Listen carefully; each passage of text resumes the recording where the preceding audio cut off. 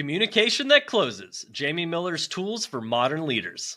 Welcome to the Modern Insurance Agent Podcast. We're your host, David and Elle Denning. What happens when a millennial couple dives headfirst into the insurance world, scales $1 million remote business, and decides to share the journey with the world? You get the Modern Insurance Agent. Here, we reveal the messy, magical, and sometimes hilarious realities of building a business and a life you love. From traveling the globe to building remote teams. Yes, even working remotely on top of a mountain in the Philippines. We're sharing insights, strategies, and plenty of laughs to help agents and entrepreneurs succeed. Because let's face it, success isn't just about hitting numbers. It's about designing a life that works for you. So let's dive in and build something extraordinary together. Welcome back to the Modern Insurance Agent Podcast. Today's guest is someone who might not come from the insurance world, but his impact inside of it is undeniable. But first, before we dive in, you can get the resources, the show notes, all the goodies we got put together for you, as well as how to connect with our guest. If you go to jumpstartgonow.com/podcast, go grab it as we dive in here. So Jamie is an international keynote speaker, master sales coach, and founder of The Art of Conscious Communication. His training has helped agents, entrepreneurs, and leadership teams master the ability to connect, persuade, and lead with intention. From corporate sales teams to one-on-one high-level coaching, Jamie's mission is to help people get what they want in business, in relationships, and in life by saying the right thing at the right time, the right way. This one's a masterclass on how to communicate like a pro without the scripts or the sleaze. Let's get into it. Welcome to the show, Jamie. Thank you for having me, David. Cheers, man. That was a good intro. Thank you. You know, I try to do my research, try to put it together, and have some fun, like we're going to have here as well. And to let everybody know, Jamie and I had the blessing of getting to connect at the 8% conference, and Jamie got to come up. We got to talking, and really was really excited to see his presentation. Which got to go to as well as a keynote speaker for the conference there as well, and absolutely crushed it. But you had to be there to get that keynote speech, so sorry you missed it. But we're going to bring some awesome stuff for you guys today on this podcast, as we got a lot to talk about on one of the most important tools and skill sets, probably the most important tool and skill sets people can have is their communication, right? So, Jamie, tell me a little bit. You're known for helping people get what they want in life, business, at home. Where did this philosophy come from, and how did you get into this world of communication in the first place? Okay, all right. So, I know, not a loaded question at all of endless possibilities at all. So yeah. Look, David, I'm 48 years of age, so I always call it my Jerry Maguire moment. I don't know if you've seen that movie or the people who are watching this. You may remember, and for those of you who have seen it, all right, and if you haven't seen it, go and ask someone, all right, like to verify this. There was that Jerry Maguire had his moment where he had the sleepless night and he wrote a 300-page prospectus on how he thought things should be done, all right? And so I say 6 years ago, I was 42 when I took the leap, as I call it, into entrepreneurialism, and my Jerry Maguire moment came that night where I was like, where do I provide value to another human being on this planet, David? And I thought to myself, well, I've been in all forms of sales pretty much like my whole life, and I thought to myself, can I teach other people what I've learned, what I know? And because it's one thing to be good at something, it's another thing to teach people it. Mm-hmm. And the very next day, the universe found a way that I went to the gym and I bumped into one person who became my equivalent of Cuba Gooding Jr., my one client. She's a running coach. And from January to May of 2019, she ended up doing like 33 sales, quit her teaching job and went traveling, all coaching, running. And so as a result of that, I was like, I can teach it to people. And then I'm thankful, communication affects every industry on the planet, from insurance agents to everyone. So I get a very colorful existence. And I'm very thankful that I get to run into people like yourself, where you got to see me on stage and then have me along to this.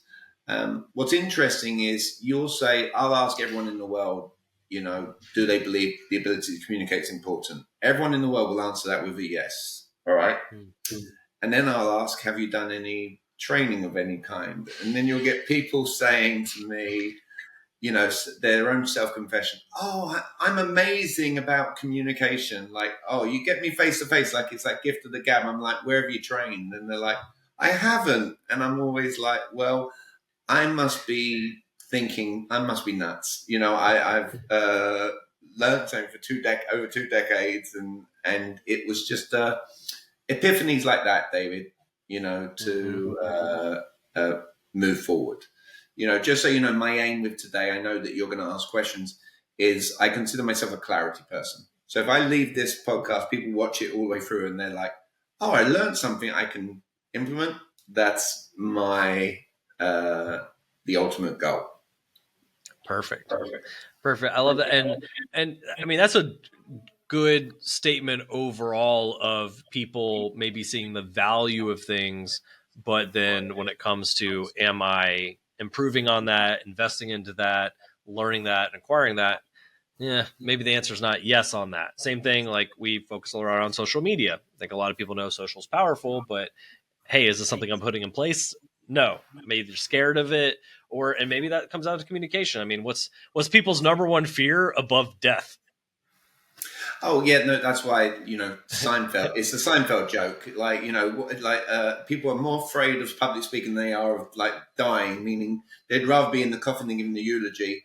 And I've got clients who present on stages that I help them to overcome those kind of fears.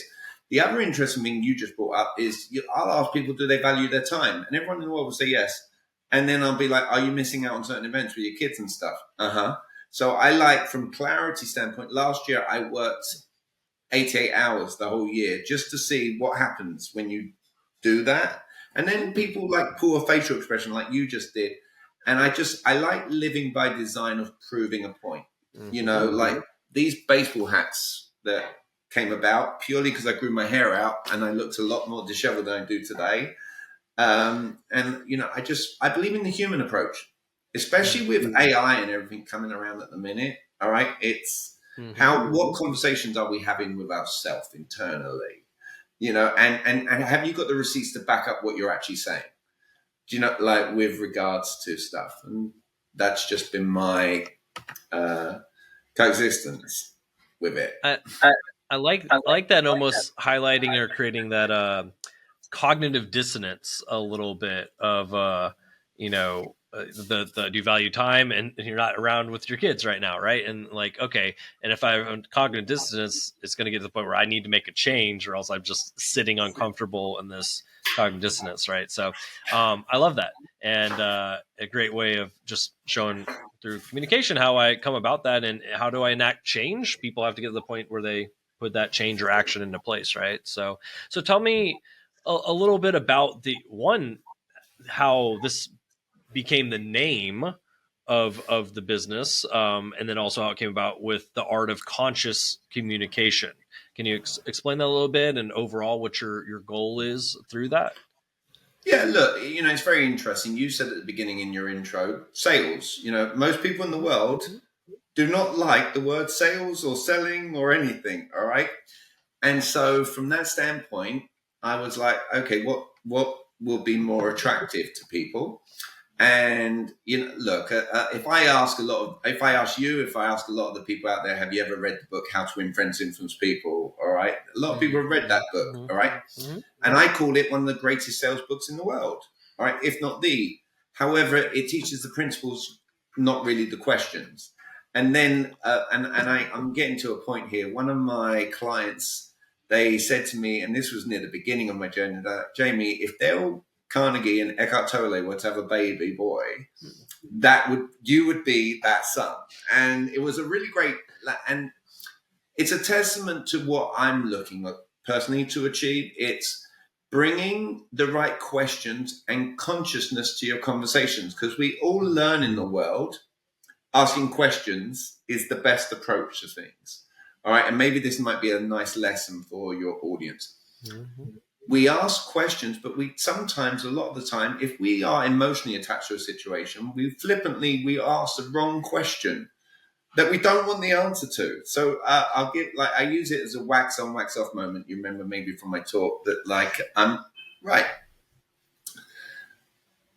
If a kid does something wrong, and you've got a parent listening into this, all right? The kid does something naughty. Most parents, what were you thinking? Why did you do that? Now, that's a question.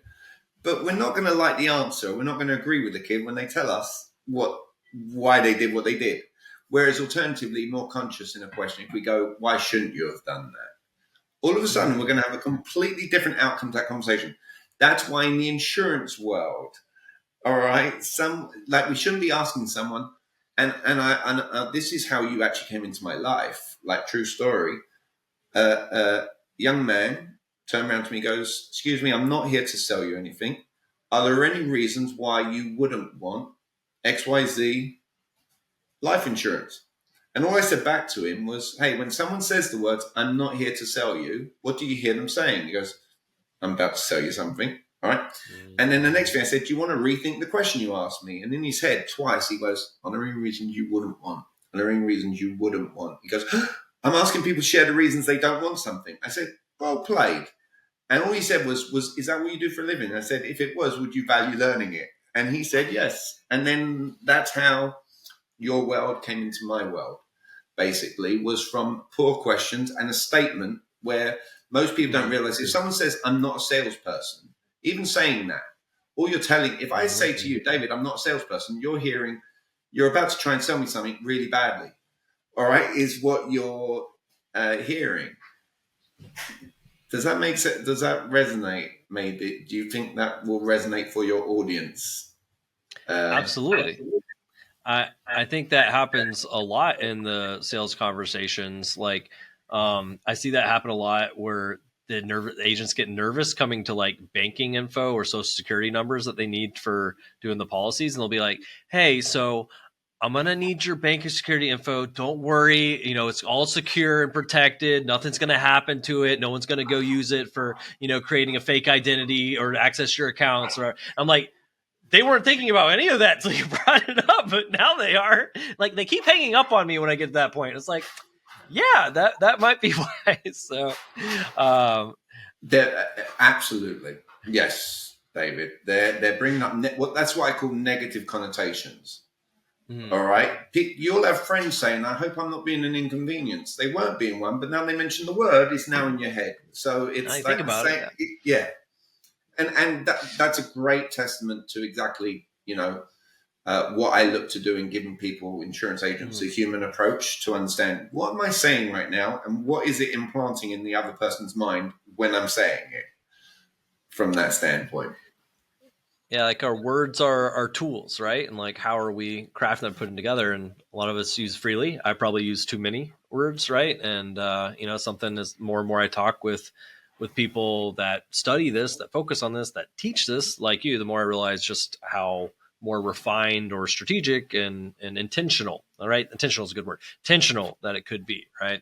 And, and that's one thing you've brought up or said, that, most salespeople talk past the close. And can you explain a little bit what you mean by that? Yeah, there's what's called the most prevalent thing that I see out there is the overshare.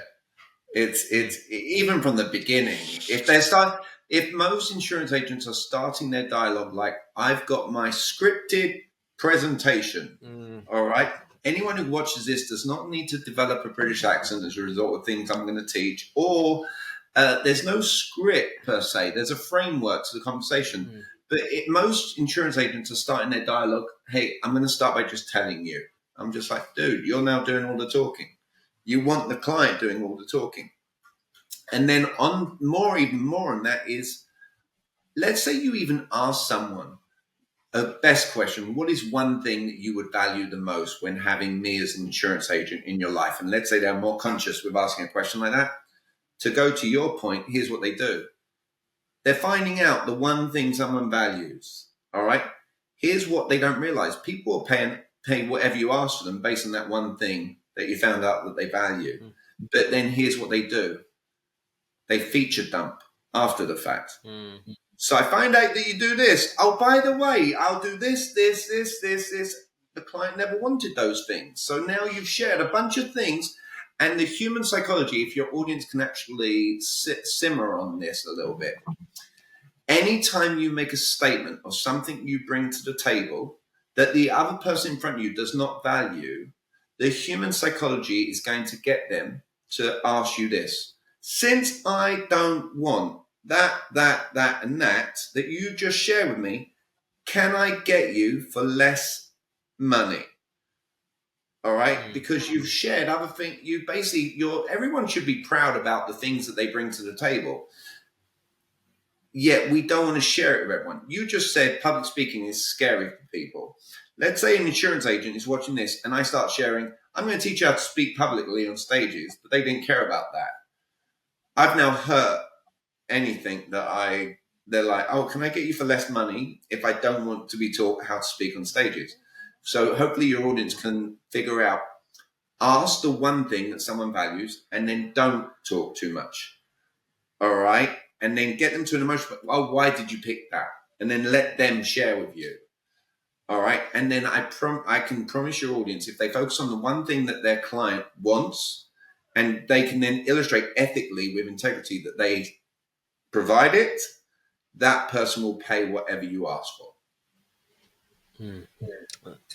Are you guys listening? This is gold. So, I love it. Thank you, Jamie, on that. And besides that, where would you say most entrepreneurs or insurance agents go wrong in communication or in general? I mean, I think we do it all day, all the time, but where are we making mistakes that we maybe don't even realize or aren't even thinking about?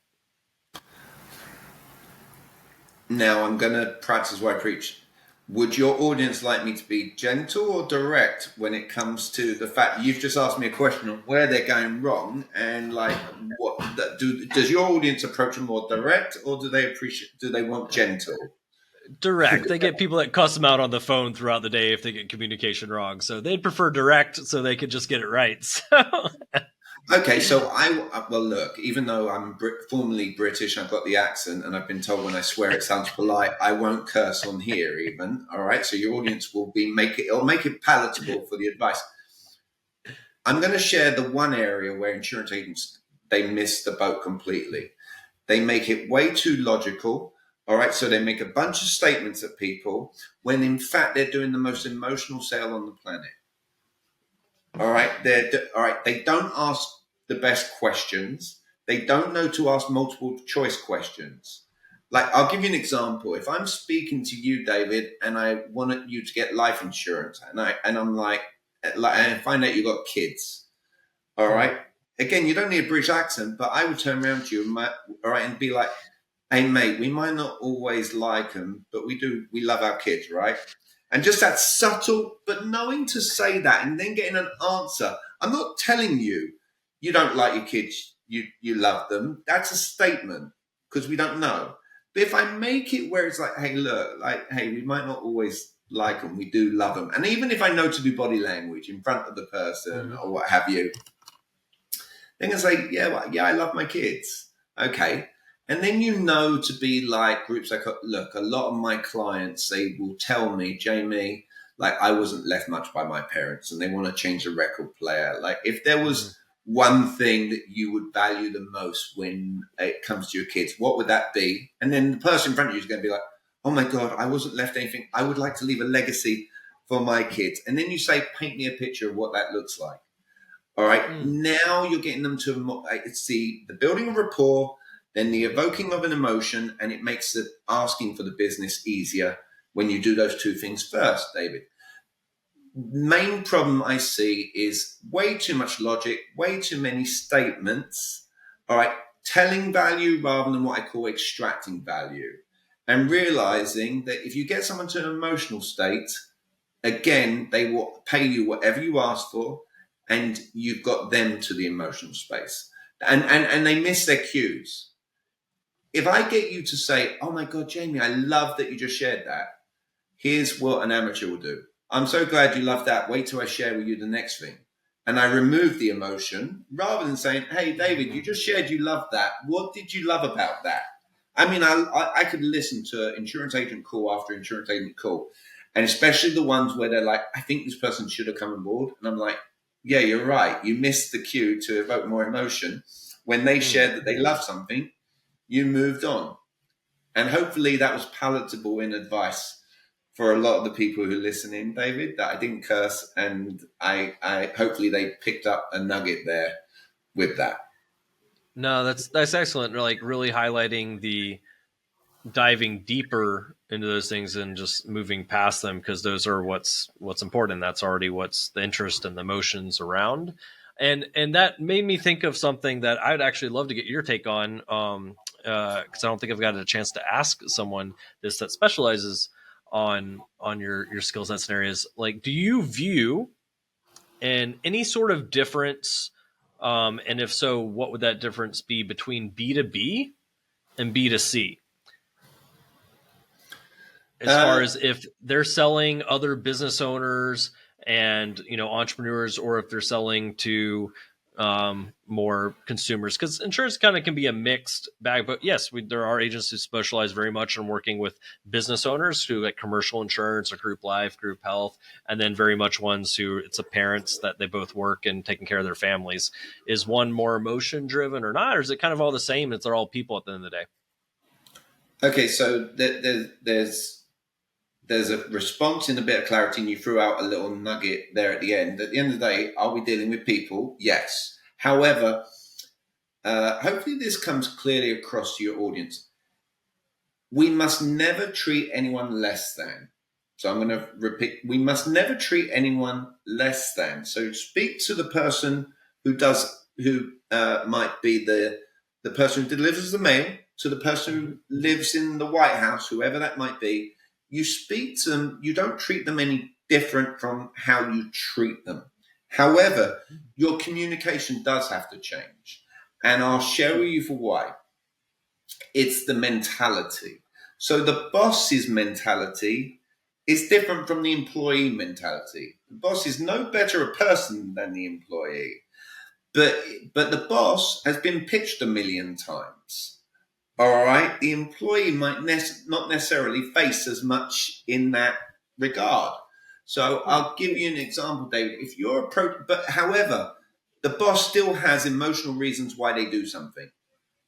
They have a family. They want to leave a legacy for their family. So at the end of the day, the psychology of the conversation remains similar in that you need to evoke emotion. Because if you think people do things on logic, you're going to lose out on things. If I make it all logical between you and I, David, what's the fun in that? I'd much rather have a conversation with you and Elle about Chiang Mai and elephants and the rescue. Look at your body language shift immediately as I just said that. Right? So people have to understand, hold on a minute, this is business to business. You're a business, I'm a business. I'm still treating you like you're a human being, David, in that mix. Now, for your audience, if you are pitching the boss, knowing that they've been pitched 1 million times, if you try and just go in there and ask questions of them without garnering any understanding first, you are going to lose, because they're going to be like, I know what you're doing, and what you're doing is coming across as you're trying to sell me. Whereas if your audience was like, hold on a minute, I'm going to business, hey, and you go in, rather than saying, I'm not here to sell you, you go, just so you know, well done on achieving the success that you've achieved in life. How long have you been doing this? They're like, oh my God, I've been doing it 14 years. I'm like, well, great. Look, I've been told and researched that most businesses, they flop within first year. All right. Would that be an accurate thing? Yeah. Okay. So how long have you been doing it? 14 years. So it's genuine praise. The other reason I give you this genuine praise is because I'm more than 100% here looking to win your business today. And I'm going to ask you questions. And on top of those questions I'm going to ask you, because you're going to know why I'm about to ask you every question. Can we do each other one courtesy here today? And the boss or whoever will be like, yeah, what's that? Can we just be genuine in our responses? That way we can both sleep peacefully at night. Is that fair? Fair. Now that boss, I promise you, because I've done it with predictability now, at the end of your sale, they're going to say, I have to thank you. And you're going to say, why do you have to thank me? Do you know how many people speak to me like they think I'm a moron? Like I don't know what they're doing. All right. And what your audience should realize, the second you tell someone I'm here to win your business, all right, they're actually going to appreciate you even more. And you've You remove the resistance away from asking for the business because you've told them up front what you're looking to achieve. Hopefully, and so look, I'll give you a wax and wax off moment. With my daughter, I can't ask my daughter anymore just questions. She's going to be like, I know what you're doing, Dad. So I have to go to her. Ruby, what do you think I'm going to do right now? She goes, you're going to ask me questions. Great. Let's role play like I'm someone you actually care about and you want to have the conversation with. Can you do that? Yes. Just as an example, so hopefully, in business to business, it's your gathering of your garnering of understanding has to shift a little bit. Right. Yet you still have to get someone to an emotional space as to why they are, you have to really why. And then, it's funny, not funny, surreal. You have the word adjective above your head. All right. So I can clearly see the word adjective. Okay. This is a helpful way. This is how you evoke more emotion in a conversation. You go through what is the one thing you value. Then they say what they value. Then you go through the why and you ask them. Then as a tip for your audience, ask the person in front of you, if there was one word to describe how you would feel, one adjective, one word to describe how you would feel if you were to leave that kind of legacy for your kids, how would you feel? And if the person answers you really quickly, it means they're still in a logical space. If they stumble and stutter to come up with the words on how they would feel, it lets you know you got them to a more emotional space, meaning that they've got more value. And then I'll go one step further. If you ask them, how would you feel if you leave a legacy? And they go, oh my God, I'd feel amazing. And you go, amazing. And then they elaborate. As an extra tip, ask the next question and go, just out of curiosity, if there was one word to describe, how would you feel if you never left that legacy? Like you died and you didn't leave that legacy, how would you feel? And I promise you and any of your audience, the person will stutter and stumble and struggle to come up with the word. And that, my friends, is how you know you've got someone to an emotional space in conscious communication. I love that. And then is there a term for when you repeat the last word, they kind of say back to them, almost like asking a question to get them to elaborate? And you mentioned it right there, but I just did. I just did it right there. And that's it. Yes. I didn't make it a clarity lesson, but since you asked and you picked up on it, David, not many people do. All right. If you've got someone in front of you and they're not answering you enough, the more information we gather, the more we get to leverage back ethically to that person. So if someone only gives you a short answer, just do a look of expression like you're looking at a closed down Waffle House or something, confused, and say the word. It's the most fun thing you can do in any communication because they will start elaborating and going on. If they don't, if you're like, Jamie, what if they don't elaborate? Just turn around if it gets uncomfortable silence, be like, hey, can you elaborate? Can you tell me more about that, why you said that word? However, I will share, it's way more fun internally in your mind that you'll smile when you just do an expression of question and then they go off on a tangent and you'll be like, oh my God, this stuff works. So yes. It does. I swear I saw a TV show or something where they did that and they just kept someone going for a while of and then just asked the question. Maybe it might have been a TikTok, but no, it was. But I love that. It was a movie, 40-Year-Old Virgin, with Steve Carell and Elizabeth Banks in the bookstore. All right, great movie. I have been described as Hitch for some of my clients, throwing that out there, but I like that. That's also a good description. Yeah. That's not my niche, per se. No, and I want to talk a little bit because it's not just what we say, right? Like the words. It's in fact, I've always heard it described to me as almost probably even more important than the actual word we use is our tone, presence, then obviously the intentional language behind that. And there's another piece I was wanting to talk about, but those how do the almost the nonverbal things play into the communication as well? Well, massive. Look, we can do action reaction. Look, if I wanted to be cheeky during this interview, and I just start going like this, you're going to feel compelled at some point to go like that. It's so there's body language.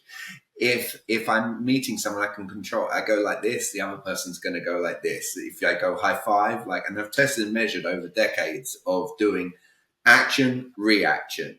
You can have people nonverbal. You're just nodding your head. If I want you to nod your head, I'm just going to go, communication is very important, right? And they can go, yes. And then I can get your audience to laugh with predictability. I call it predictability. Guys, the only person who ruined this for us was Bill Clinton, because he goes, I did not have sex with this woman. All right, I will absolutely cooperate with the authorities. All right, if anyone, and just as a lesson for you guys, if anyone ever says the words, I did not, but their head's doing this, the mouth can lie, the body can't. So just know that if someone goes, I did not, and their head is nodding yes, they're lying right to your face. And your audience might chuckle at that clip when you edit accordingly or what have you. But body language is important. Tonality, look, I believe this. I don't necessarily focus so much on tonality, and I don't focus on things like disc or trying to evaluate who someone is. I will tell you that I think just being authentic alone is the most critical component. I think if you're scripted, if you're asking AI to make mistakes as it writes out someone, don't think they're foolish enough not to know, and we're all going to become immune. I think what's missing in society is the building of rapport in the most classiest of ways. All right. And there's certain sentences that your audience can use, insurance agents can use to get buy-in from someone else. All right. And I call it my greatest sales line to start conversation. It's the words, has this ever happened for you? If your audience knew to go into a conversation here's one value point. You ask, where's another amateur player? What's missing? Most insurance agents are too scared to ask the question they actually want the answer to. All right. They won't ask the actual question. Like, instead of asking, what are you looking for in an insurance agent? That's too broad-based, David. All right. So they want to ask, what specifically can I share with you today as an insurance agent that will have you confident in working with me specifically going forward? Much more chances. The more specific we get in our question to what we want the outcome, the more likely that outcome will happen. If we're scared to ask that question, all right, we can start with the words, has this happened for you? I'll be a little bit cheeky. So watch this, David, and you'll like this. You'll see where I'm going. Hey, everyone in this audience, as you watch this and you listen to these words, all right, see if this resonates with you. Have any of you ever had it where you've gone into a conversation with someone and you've left the conversation, and as you've left and driven away in your car away from the conversation, you thought to yourself, if only I could have asked this. Has that ever happened for you? And all of you in the audience that have got red blood going through your veins are going to be like, yes, Jamie, that has happened for me. All right. And then I get to transition. Because you said, yes, that's happened for you, I get to transition very easily and say, then you're going to probably appreciate the question I'm about to ask you. Have you guys learned everything that you need to learn from me yet to feel like I'm a great resource to teach you communication beyond listening into David's glorious podcast? All right. Have you learned any? And I use the word yet cheekily because the word yet, if you use it consciously, you in the audience, you can say, no, it doesn't end the dialogue. All right. And your audience can use that in their sales. So they can say, has this ever happened for you? The person says, yes. Great. Then you're going to appreciate my next question. Have you heard everything you need to hear from me yet as an insurance agent to know that I've got your back? All right. And I can leave you and your family in the situation you want to be left in. All right. Have you heard everything from me yet? And let the client say yes or no. If they say yes, then you don't want to do what David was talking about earlier. You don't want to overshare anything else. You just want to say the next stat's very simple. If they answer you with a no, you get to say, that's still terrific. What would be one thing you would want me to share right now so you could feel that sense of confidence to be working with me going forward? All right. So it works in all arenas. I love that. And that's something you guys can take away and use right here, along with a lot of other things Jamie's been mentioning as well. And I had a question that kind of came up in my mind that I wanted to ask. You're talking about authenticity being key, talking about the importance and intentionality behind language, that, you know, we're communicating with people, don't want to treat anybody lesser than as a part of this. But what's kind of thoughts around like code switching and essentially adapting the language and the words I use based on who I'm speaking with? Or is it always the words or language that's more authentic to me personally, than adapting my language, kind of vernacular jargon, to who I'm talking with? Okay, so that's interesting. Look, I'm not looking for anyone to change their soul or their personality, all right, necessarily. However, your audience has probably heard, if they've done Sales 101, they've probably heard of the term mirroring, all right? To it, okay, everyone's heard of mirroring. I've coined the term extreme mirroring, all right? And how does that look? That means, David, if you say hello, I'm going to say hello. I'm not going to say hi or good evening or anything. Hey, all right. It doesn't make me feel like I've lost my soul. I've lost my sanity. I've become someone different by just utilizing that word. If you use the word kids, if I use the word children, when you use the word kids, I'm now making myself different from you. And here's the deal for everyone.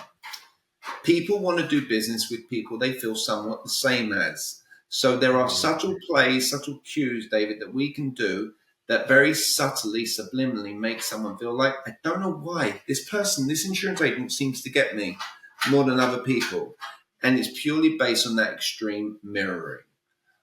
All right. So, and maybe your audience will laugh at this. I've got clients who will send me black hand emojis. I'm not sending them black hand emojis back. All right. So good decision.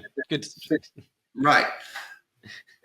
That would usually get laughter from people. I don't get to see them laughing. I just know that when I'm in a room, I'm laughing. So, you know, you can, within the world of emojis, you can match emojis. In the world of, you know, Cody Askins, who I met you through, would send prayer hands. I sent prayer hands back. Like, there are subtle cues that we can do, David, that where I would encourage people to change their vocab to extreme mirror the client, because it makes things from colder to warmer very quickly.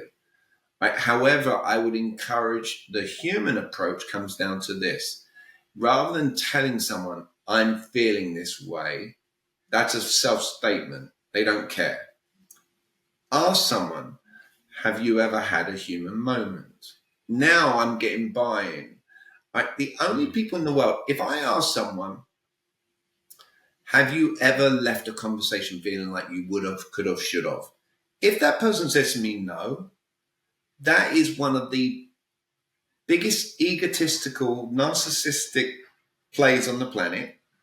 And I would most politely walk away from that person and be like, I'm thankful I'm not going to be. All right, there's certain elements, and I hope your audience appreciates this. The money is not worth the aggravation or the headache. All right, we're not here trying to force a round peg into a square hole. If I ask your audience, what value do they place on being better in communication, low or high? If they, or medium, I'm like, you jog on, as the British expression would be. All right, it's trying to ask questions that we know predictably what the right answer would be from the right thinking individual for us. And here's a nice soundbite. I've learned this over the last 6.5 years.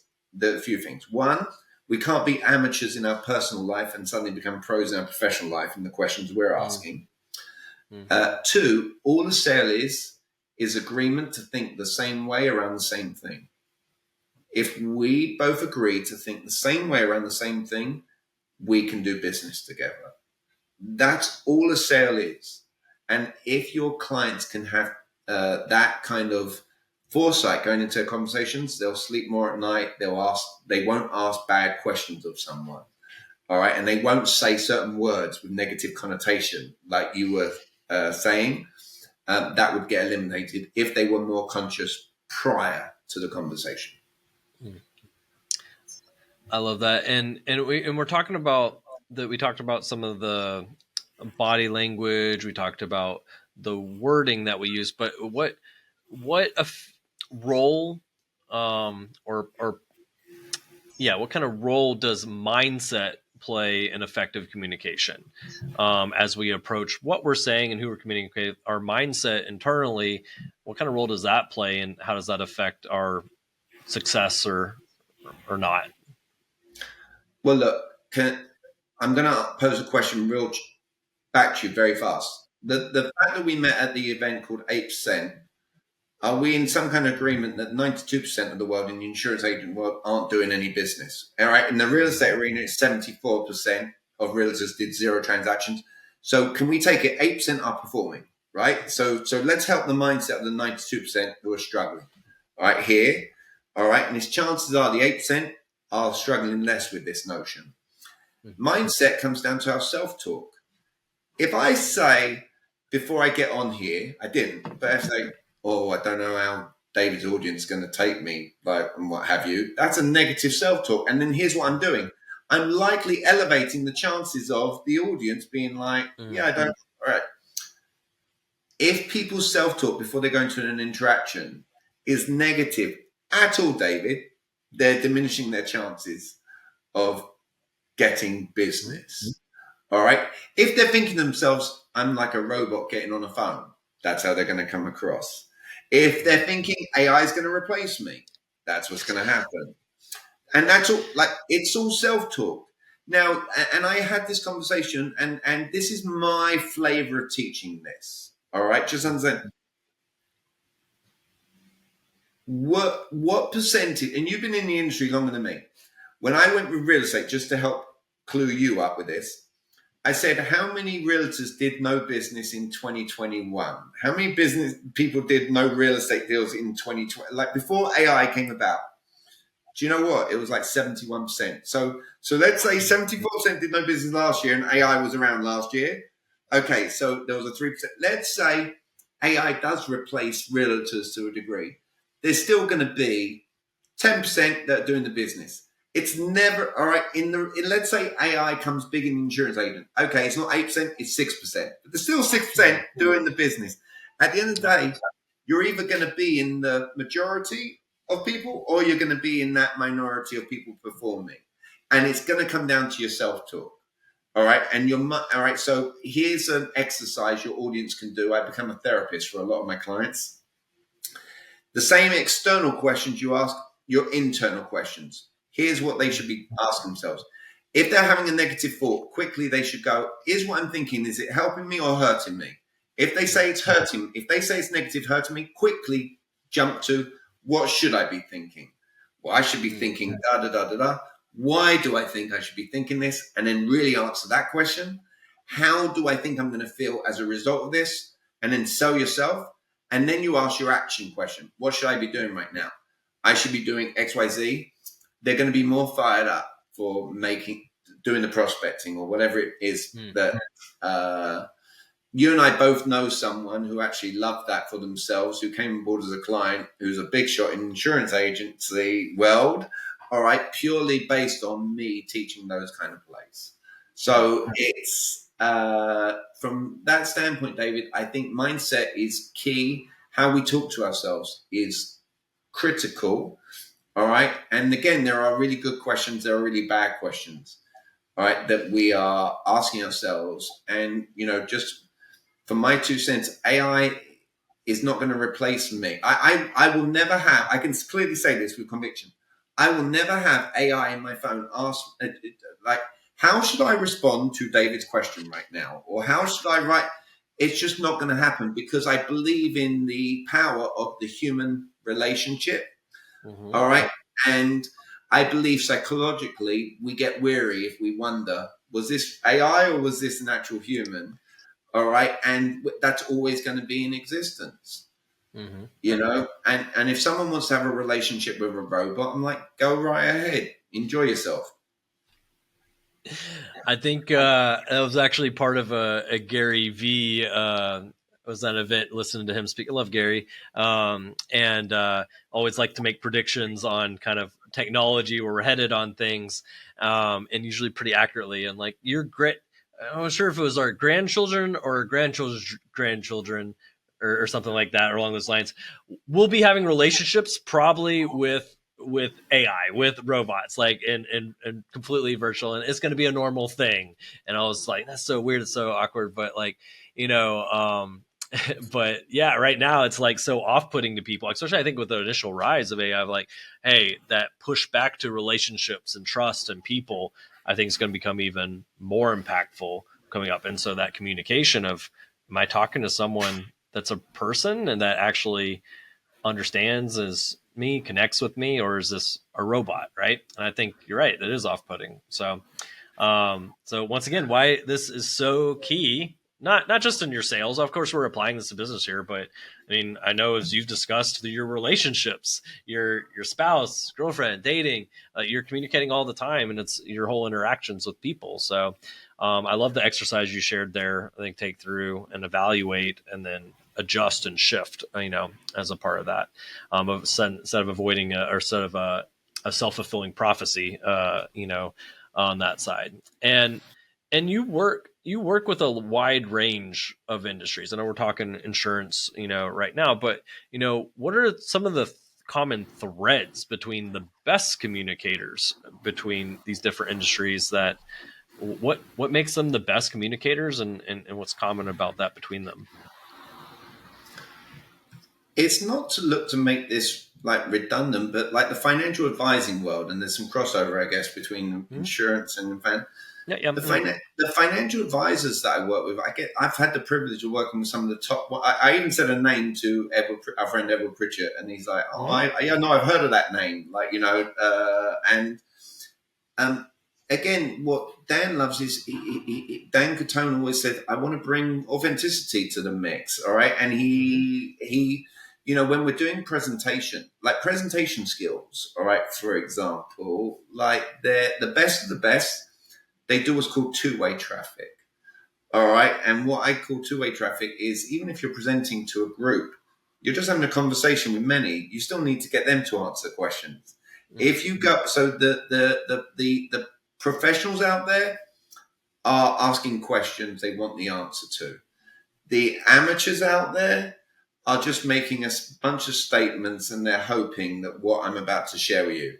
I call it the LA Fitness sales play. I'll give you an example. When I quit the gym, LA Fitness, all right, I didn't share this story on stage, but I shared partially. When I went to quit my membership from LA Fitness, I said, they brought the boss over of the gym to try and keep me. First thing out, the boss is, now this is meant to be the boss of everyone at LA Fitness at that particular location, goes to me, you do realize that we do have 700 locations. All right. And all I said back to him was, I'm like, you do realize you didn't even ask me, do I travel anywhere? And he thought back, goes, you just made a really valid point there.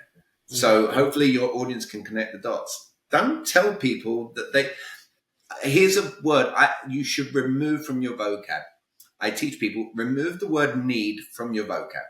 Here's why. No one and David, play along with me here, that when I do this, just say the word that comes to your mind. And so the audience can see how programmed we are in society. David, no one in the world will ever do what they need to do, yet everyone in the world will always find a way to do what they want to do. Perfect. See, like now, your audience, if they want to become professionals at what they do, all right, the true professional, don't tell someone you need to have life insurance because you need to leave a legacy for your kids, because they won't do it. Everyone needs to go to a gym. They won't do it. Everyone needs to drink water. They don't do it. Find out why the person in front of you would want life insurance. If you find out the one reason why someone wants life insurance, they will pay you whatever you ask for it. But not you wanting it more for them than they want it for themselves. Why would you want this? And if you find that out, all right, you can indeed have that, be that more that professional that you were talking about. What separates them? It's not telling someone something and finding out why someone would want something. Thank you. That's excellent. And And one, as we get a little bit closer, honestly, this, we could be here for 3+ hours. I should have Rogan styled this, right? As we, I'm so fascinated with these topics because it's literally our entire lives around this. But I do have one question that is almost like a blend between the communication, the social, and then also how does this shift apply or differentiate when we're talking to many people at a time, as you are constantly do yourself on that versus maybe an individual? Because I was going to ask about how can insurance professionals use these principles when it comes to their content creation, like their videos or their direct messages. Extreme mirroring, I think, is a great example with the direct messages, as you brought up on stage and showed your text with Cody and mirroring the emojis. But when it comes to like content, like video content and stuff like that, where I'm not speaking to one individual, but really being seen hopefully by multiple people of my target audience, how does the communication shift or play into that, or kind of applying these strategies? Okay.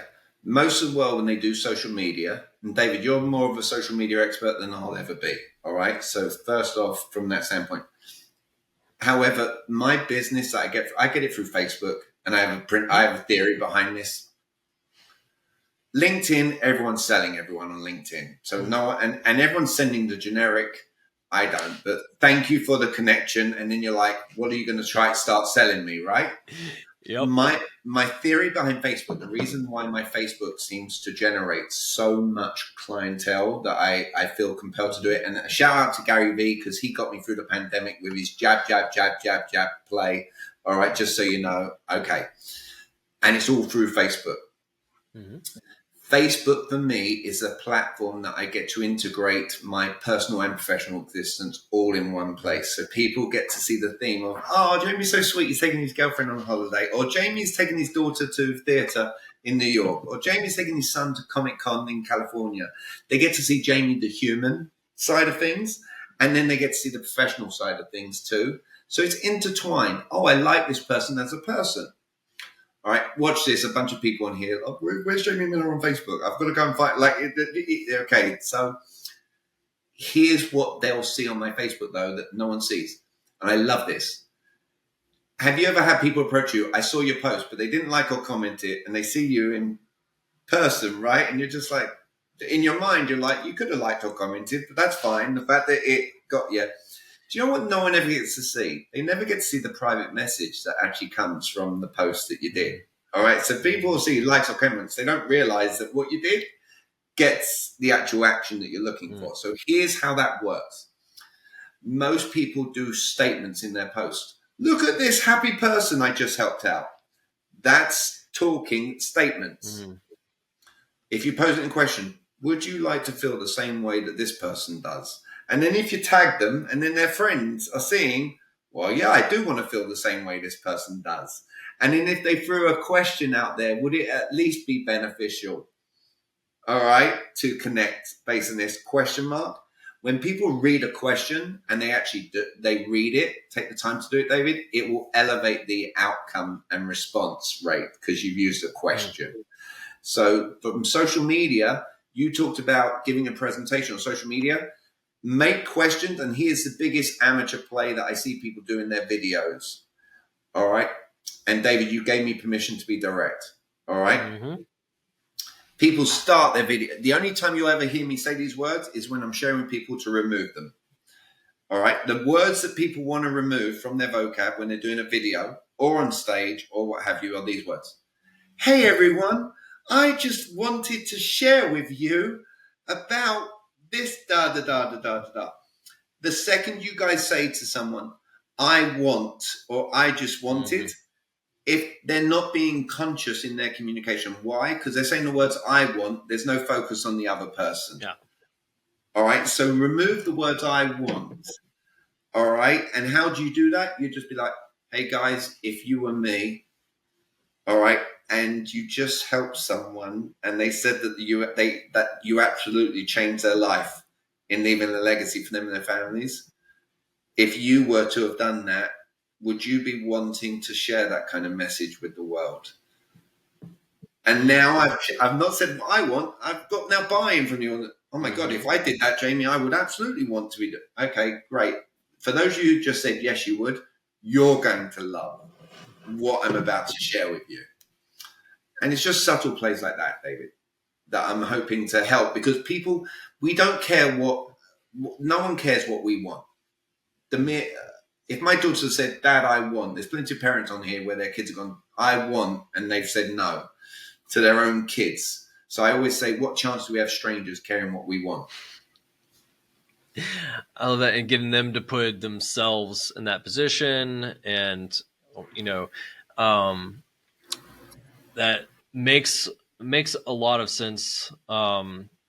Like almost like with around like future pacing and being able to see themselves in these situations and things versus me just telling them something, communicating, because that's something you shared earlier, like moving from telling to asking the right questions and pulling that from them as well. So guys, this has been a masterclass in just the tip of the iceberg on Jamie Shane. Really valuable, actionable items that you can take. So I think everybody who has listened is not going to be able to walk away without the aha, that's something amazing that I can go implement, which was your goal. So mission accomplished, Jamie, on that for sure. And if you guys, hey, how do I plug into more about Jamie? I'm now obsessed with studying this, learning this, and realizing how effective this can be. Jamie, where can they connect with you, follow you, and start plugging in? Well, you do realize that last time you saw me, I gave my cell phone number, and that ended up being we may not. You know, with your Facebook platform alone, I'm a bit my business is me, everyone. So from that standpoint, if it's okay with you, David, I'll make sure to get a link to you that you can post with this. For anyone who goes and does a lot of homework and digging into finding my cell phone number, they can gladly go and do that, and they'll find out that I am a human. I'm not an AI robot. All right.